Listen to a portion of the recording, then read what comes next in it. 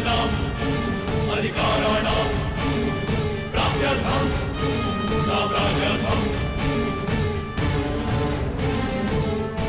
अद्भुत पुत्र अर्जुन, कर्म पथ पर तुम्हें भावनाओं से ऊपर उठते हुए देख प्रसन्नता हुई।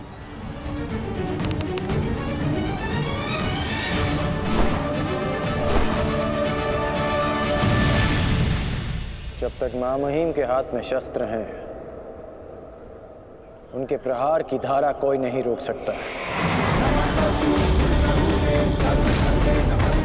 और ना ही उन्हें कोई निरस्त्र कर सकता है।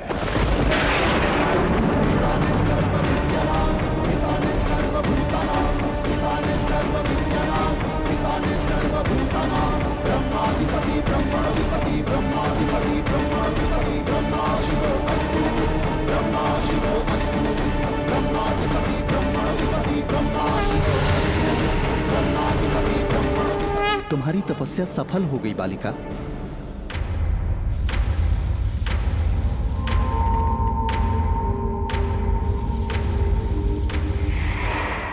मांगो, क्या मांगना चाहती हो? गंगा पुत्र भीष्म का नाश। किंतु गंगा पुत्र का वध मेरे वश में भी नहीं है शिखंडिनी। परंतु अपने जीवन का अंत तो मेरे वश में है ना। 2 बार मैं अपना जीवन त्याग कर चुकी हूं। इस बार भी मैं फिर जन्म लूंगी और अगले जन्म में भीष्म का अंत करने आऊंगी।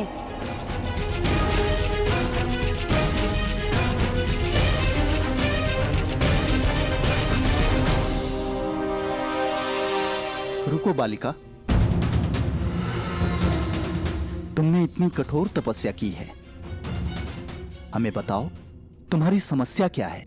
समस्या ये है यक्षराज कि मैं भीष्म का वध अपने हाथों से करना चाहती हूँ, किंतु मैं स्त्री हूं, इसलिए उस पाखंडी ने मुझे युद्ध में सम्मिलित होने से रोक दिया।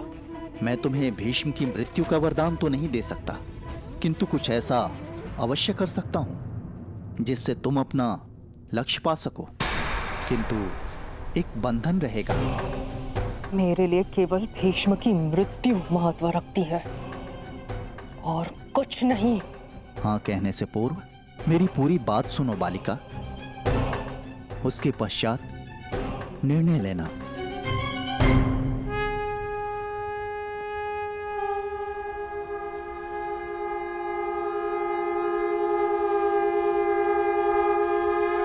पुत्र अर्जुन, आज तुम कुशलता पूर्वक लड़े, परंतु मेरे वध के लिए यह पर्याप्त नहीं।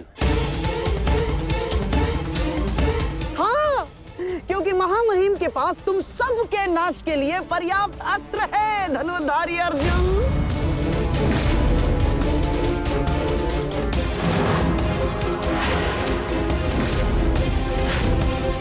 शीघ्र तुम सब इस संसार का त्याग करोगे और आप वासुदेव, आप तो इन सब के मार्गदर्शक है ना, तो बताइए आपके पास महामहिम के कौशल का कोई तोड़ है?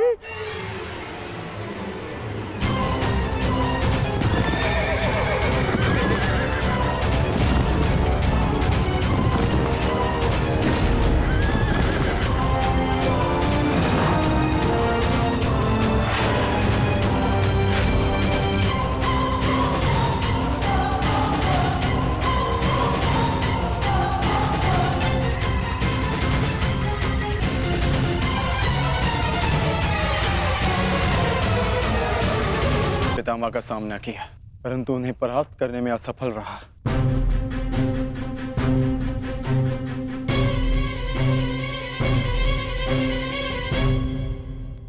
हर योद्धा के उत्तर के लिए कोई ना कोई और योद्धा होता है।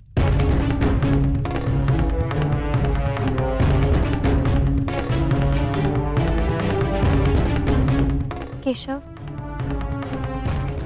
आप ही तो कहते हैं ना कि कभी कभी भाग्य स्वयं चलकर हमारे पास आता है, किंतु शिखंडिनी अब तक क्यों नहीं आई? उसे इतना समय क्यों लग रहा है केशव?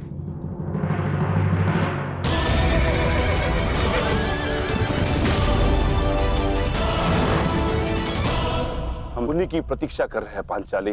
ये शिखंडिनी अपनी तपस्या में असफल हुई तो पितामह हमारी सेना का अंत कर देंगे और हमारे पास केवल और केवल 2 अक्षणीय सेना शेष है। अरे तो क्या करें? कुछ तो करना ही होगा, अन्यथा हम इस युद्ध में पराजित हो जाएंगे।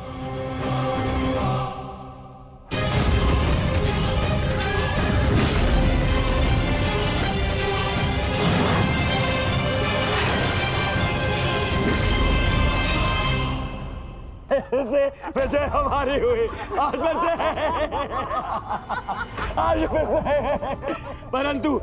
परंतु सबसे अधिक प्रसन्नता मुझे तब होती है जब वो धनुर्धारी अर्जुन के मुख पर मैं भय देखता हूँ।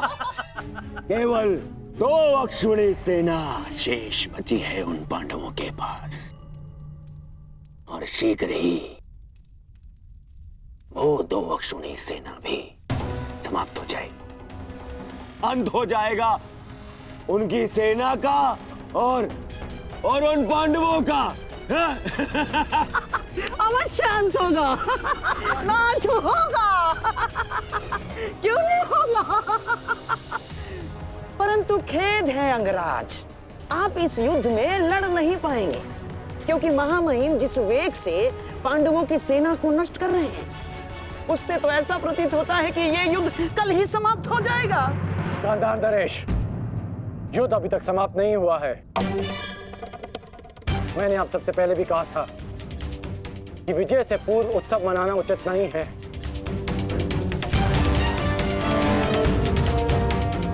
हो सकता है कि कल पांडवों को महामहिम के प्रहार की ढाल मिल जाए।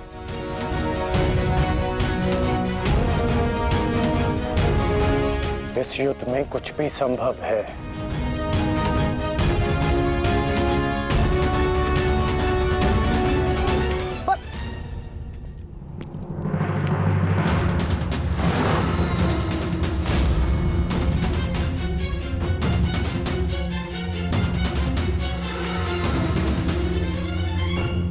कौन हो तुम?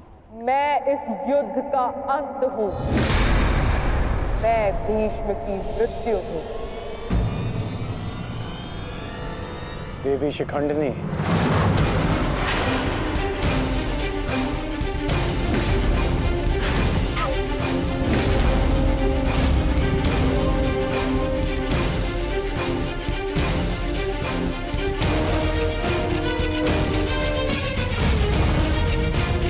देवी नहीं देव, स्त्री नहीं पुरुष, शिखंडिनी नहीं।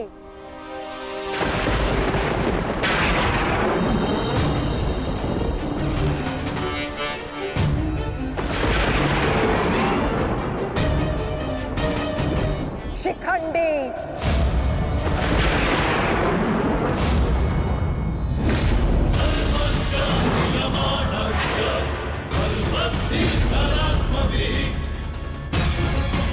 ये मैं हूं और कल मेरे उस वचन की पूर्ति होगी जो मैंने पांचाल युद्ध में तुम्हें दिया था अंगराज। एक दिन ऐसा आएगा अंगराज जब भीष्म मेरे सामने खड़ा होगा और वहां ना तुम उसकी रक्षा कर सकोगे ना तुम्हारा ब्रह्मास्त्र। स्मरण रखना, एक महायुद्ध होगा, महाविनाश होगा और उस विनाश को तुम भी नहीं रोक पाओगे।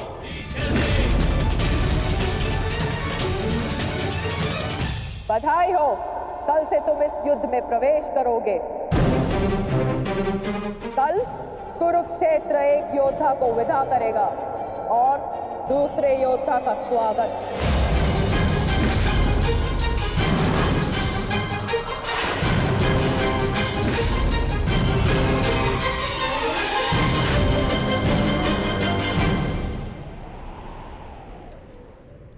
जो भी होता है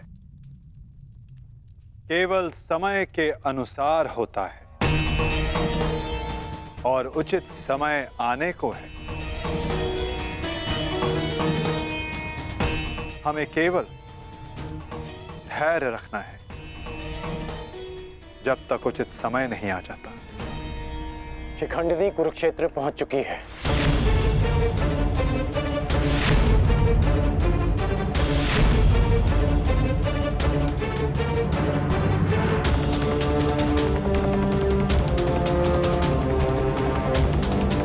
शिखंडिनी के आगमन में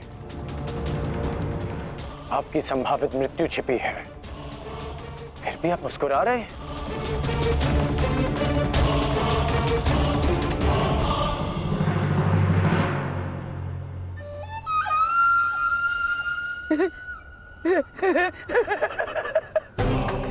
अब समझ आया महामहिम कि आप मुस्कुरा क्यों रहे हैं। युद्ध के नियमानुसार शिखंडिनी युद्ध में भाग ले ही नहीं सकती, क्योंकि वो एक स्त्री है। नहीं, वो स्त्री नहीं पुरुष है। शिखंडिनी नहीं शिखंडी है। वो स्त्री से पुरुष में परिवर्तित हो चुकी है और कल वो युद्ध में प्रस्तुत होगा और उसका एक ही उद्देश्य है, मां महिम का वध।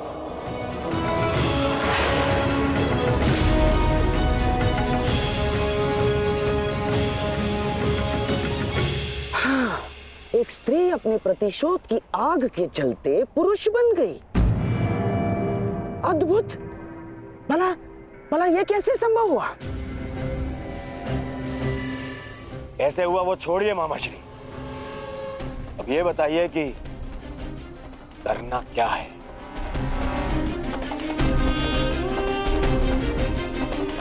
चिंता ना करो मेरे होने वाले सम्राट।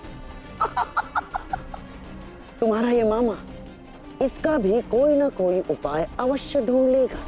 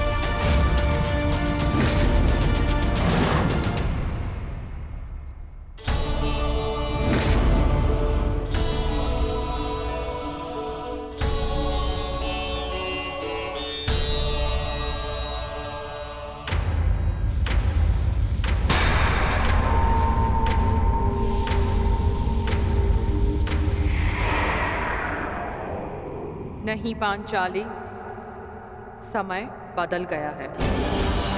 तुम्हारे समक्ष शिखंडिनी नहीं शिखंडी है। एक पुरुष, एक पुरुष, एक पुरुष।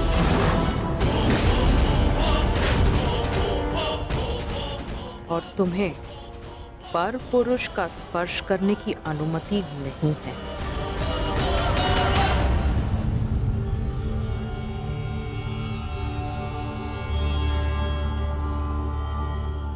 जब हमें सबसे अधिक आपकी आवश्यकता है, आप हमारे समक्ष प्रस्तुत हैं। इसके लिए आपका धन्यवाद। मैं यहाँ अपने आवश्यकता और अपने उद्देश्य के लिए आया हूँ। आवश्यकता मुझे आप सबकी पड़ेगी, क्योंकि भीष्म का अंत निश्चित है।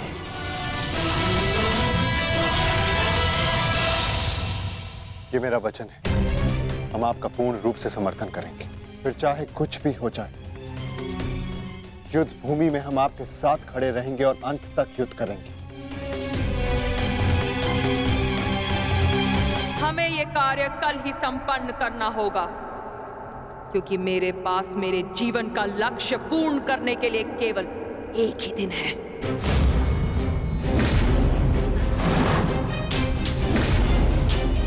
केवल एक दिन? परंतु क्यों? तुम्हारी समस्या ये है कि तुम एक स्त्री हो, जिस कारण तुम भीष्म से द्वंद्व नहीं कर सकती।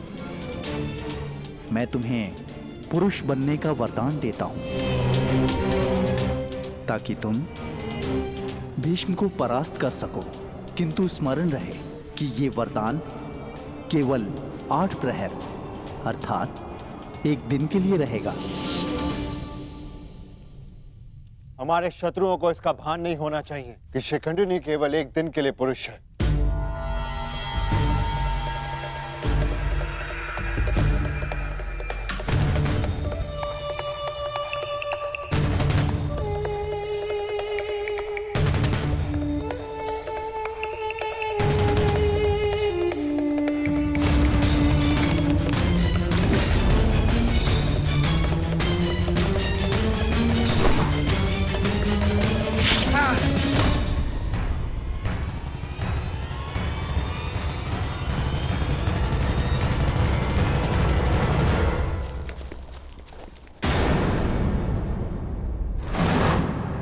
अपने वेश से ये गंधा का निवासी प्रतीत होता है। अर्थात ये मामा शकुनी का गुप्तचर था। सौभाग्य ये कि यहां से जीवित नहीं जा सका। किंतु इस गुप्तचर का संदेश शत्रु तक पहुंच चुका है पार्थ।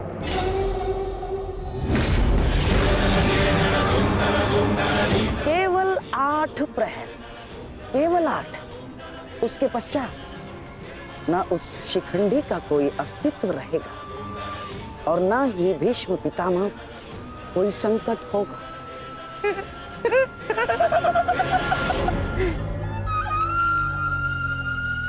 क्या होगा यदि तुम्हारे पितामह कल युद्ध भूमि में प्रस्तुत ही ना हो तो? उत्तम विचार मामाश्री। मैं एक योद्धा हूं और मृत्यु के भय से छुपूंगा नहीं। या तो वीर गति को प्राप्त हो जाऊंगा या फिर विजय प्राप्त करूंगा। 8 प्रहर तो क्या, 8 क्षण के लिए भी मैं युद्ध से विमुख नहीं रहूंगा। क्षमा कीजिएगा मामही, परंतु वीर होने में और मूर्ख होने में अंतर होता है। जानबूझकर मृत्यु के मुख में जाना क्या उचित है? एक महान योद्धा की भांति आप गौरव और सम्मान की मृत्यु चाहते हैं, परंतु अपनी सेना के प्रति आपके उत्तरदायित्व का क्या? आप भली भांति जानते हैं कि सेना आप पर पूरी तरह निर्भर है। फिर भी मामही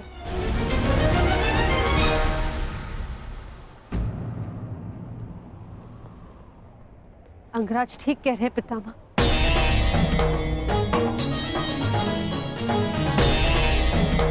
आपके और हस्तिनापुर के हित में यही श्रेष्ठ होगा। कल आप युद्ध में सम्मिलित ना हो। कुंती पुत्री, ये जानते हुए भी कि तुम हस्तिनापुर में अपने शत्रुओं से घिरी हुई हो, तुमने यहां रहने का निर्णय क्यों लिया?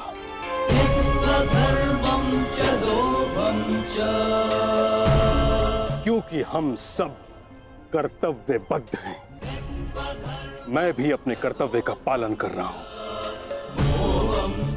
यह मेरा अंतिम निर्णय है और मुझे ऐसा करने से कोई नहीं रोक सकता।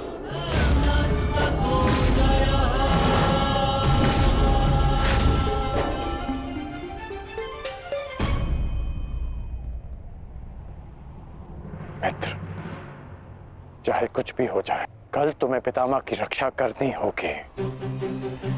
हम अवश्य पितामह की रक्षा करेंगे, किंतु इससे पूर्व ये अधिक महत्वपूर्ण है अंगराज, हमारी समस्या का अंत होना।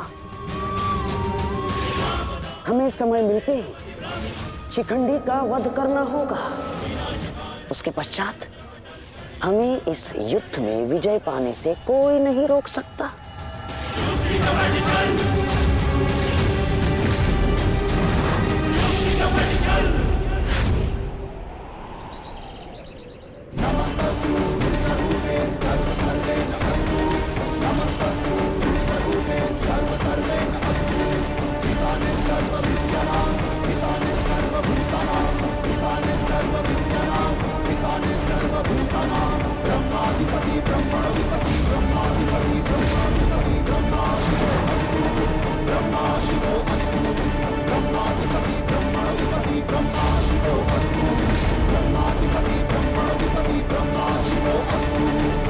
मामहिम, गंगा पुत्र, आप ऐसा क्यों कर रहे हैं? मैं केवल अपने धर्म का पालन कर रहा हूं। मैंने सदैव यही किया है। युद्ध भूमि में पूर्ण सहयोग दूंगा और यदि इस युद्ध भूमि में मेरा अंत हो गया तो मुझे इस बात का गर्व होगा कि एक योद्धा का अंत रणभूमि में होगा। मैं आपसे विनती करता हूं, रुक जाइए। ऐसा मत कीजिए मामहिम, आप इसका परिणाम जानते हैं। रुक जाइए मामहिम। आपको वचन देने के कारण मैं 9 दिनों तक रणभूमि से दूर रहा, क्योंकि मुझे लगता था कि आप जो भी निर्णय लेंगे वो हस्तिनापुर और हमारी सेना के हित में होगा। विश्वास था कि आपके होते हुए हम ये युद्ध नहीं हार सकते। फिर क्यों आप ऐसा कर रहे हैं?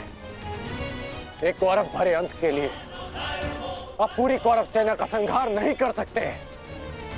क्या इसलिए आपने सूत पुत्र को युद्ध भूमि से दूर रखा? यदि तुम्हें ऐसा लगता है तो ठीक है। सूत पुत्र कर्ण, धर्मो रक्षति रक्षितः, तस्मात् धर्मो न